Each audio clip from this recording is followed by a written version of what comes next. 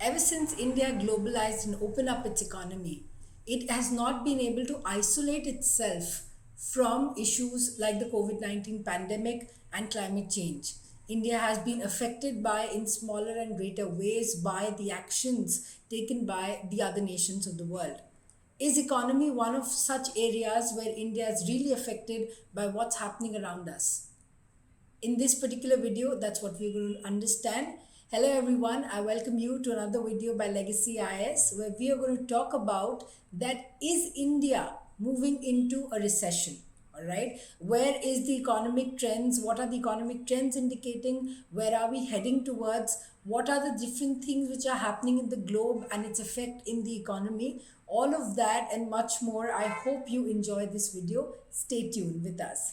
Now, as far as the entire discussion of the economy is concerned, we have to really understand that it has been a scenario ever since the Second World War ended and ever since the Cold War ended and the world has become unipolar, with the United States kind of dictating terms, especially in economic matters, the world has been such that if, as the name suggests, that when America sneezes, all right, the world catches a cold, which means that you cannot stay isolated if United States of America is getting affected in some way or the other.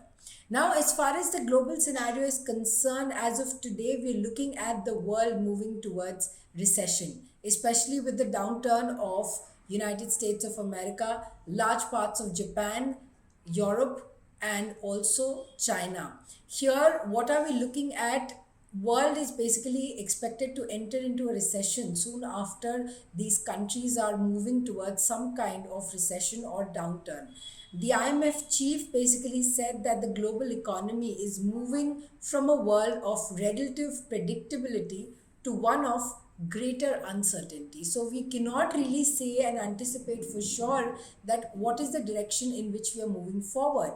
Now, the rich world banks, basically, which are the Federal Reserve of the United States and the Bank of England, they are the ones currently struggling with a multi-decadal high inflation or basically something which is called price rise. So they have kind of had their interest rates altered in order to manage this problem of inflation. Now, if we also see the fact that if you look at United States and India, so United States is actually one of the largest trading partners of India, also one of the top two or three foreign investors. All right, so given these particular economic dimensions, it's very difficult to kind of isolate India from any such major change which is happening in United States of America. So the World Bank on October 6 predicted a 6.5% growth rate for the Indian economy for 2022-23.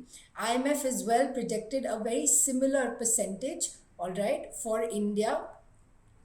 We are thus looking at a scenario where this particular globe is in a multiple ways affecting India. So the higher interest rates which are there in the West, they are already having a much greater impact on the Indian economy, and in worst case scenario are expected to bring a kind of a slowdown in the Indian economy.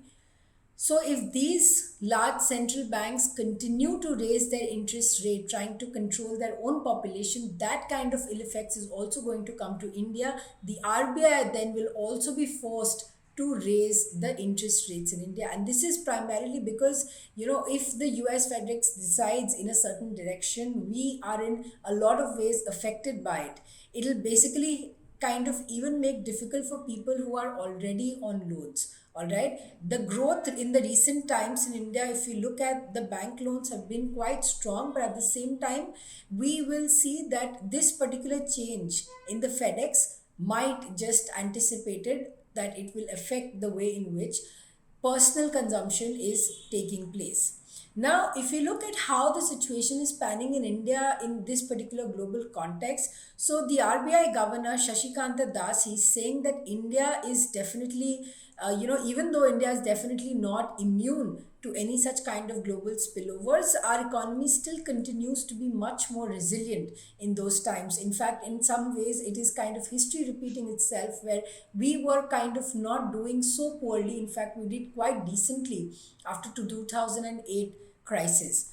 Former Niti Aayog chairman Rajiv Kumar basically speculated, saying that thankfully there is no such prospect of a recession in India, because although our growth may be negatively affected by the global conditions, we will still manage to grow at 6.76 to 7% in 2023-24. That is a very positive sign being indicated by the former Niti Aayog chairman. And also on inflation, he basically says that the retail inflation is also going to be somewhere around this range until the time we have global prices continued because of the continuing conflict in Ukraine. When the global prices are such high, we will also going to be affected in terms of retail inflation. Central bank, however, is mandated to keep the inflation at a rate of 4%. Now, if we look at the impacts, this particular higher interest rates in the United States actually is kind of affecting the amount of money which will move to other parts of the world from the United States. All right. So, this basically leads to the dollar gaining value, which means that basically a lot of other currencies, including the rupee, are reducing their value. So, rupee has also depreciated very, very recently as well. A weaker currency overall creates a lot of problem for imports, which become expensive, and that is how we have retail inflation in the country. Now, on this weakening Indian rupee on the common man, Mr. Kumar also said that the common Indian man actually is not someone who uses a lot of imported goods or services. All right. In fact, he said that the rupee, as much as it is closer to the real value, it is much better for the economy, as something that is inflation or depreciated. So close to the real value is something good for the economy. Now, on the trade deficit that is widening, Mr. Kumar said that there is definitely a negative growth of imports that is reported in October. Essentially, it was because of the global demand which has reduced over the years, over the recent times. So, in this particular point of time, the country needs a real policy focus on this particular area so that we can expand our exports both in goods as well as in services. There have been an increase in the shipments of crude oil as well as certain raw materials like cotton, fertilizer, as well as machinery, which is overall increasing our imports in the country. However, positively now, if the oil prices actually fall, it is really going to help us in terms of our import sector, and pressure will be reduced on our currency. But we also need to kind of formulate a lot of state specific export promotion policies, because we really cannot expect to have one single export policy for the entire country. If you look at the needs that Punjab may had, a landlocked state like Punjab may had, as compared to a state like Tamil Nadu, the needs are different. So the export policies are also going to be different, and they need to be different in this regard. So this is a very important point that was being made by the former the Niti Aayog official. We also have an indication that this particular higher interest rate, all right, can lead to also affect our startup industry, especially in terms of reducing the capital that is available for a lot of these our own startups, because of which they will now have to kind of burn a lot of their cash. They'll have to now kind of ultimately fire a lot of their workforce, trying to reduce or trying to do cost cutting in this scenario. In fact, on a recent report at the National Public Radio, all right, in the United States, points out that we've seen almost 35,000 tech workers across 72 companies that have been laid off, including Amazon, Meta, and Twitter, which will definitely affect India's IT sector.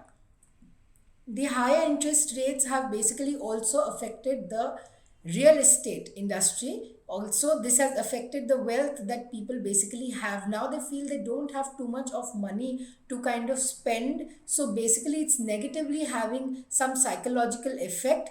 Private consumption, in fact, as far as Western countries are concerned, is a very big part of the economies. So now if we see that the real estate is basically deflating, we are looking at much lesser spending in these particular economies. A lot of experts have different things to say on the growing and developing scenario.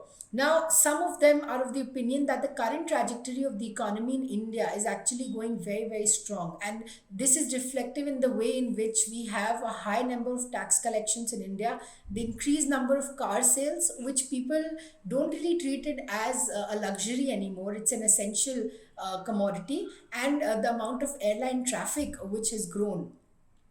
Economists in India are actually looking for something of a partial recession, all right, and uneven recovery. So it's not like it's completely bad, but it's kind of uneven. Some sectors are doing progressively, some are getting affected. Here we have the vice president, the executive vice president of HDFC Bank, saying that the central government is not only stable but doing a lot of things to get the economic act together, all right. Also goes on to say that with the combination of both recovery as well as inflation eating into people's disposable income, we are actually looking at some kind of an uneven recovery in that sense.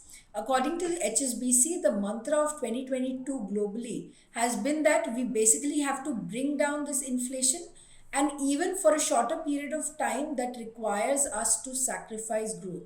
So that is also something that is, according to HSBC, another perspective that is being given.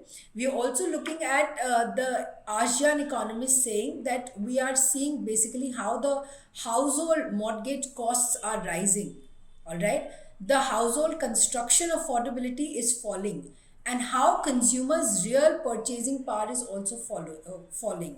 So this is basically weakening the consumer or the customer confidence. So these repercussions which are happening globally are of course affecting India as well.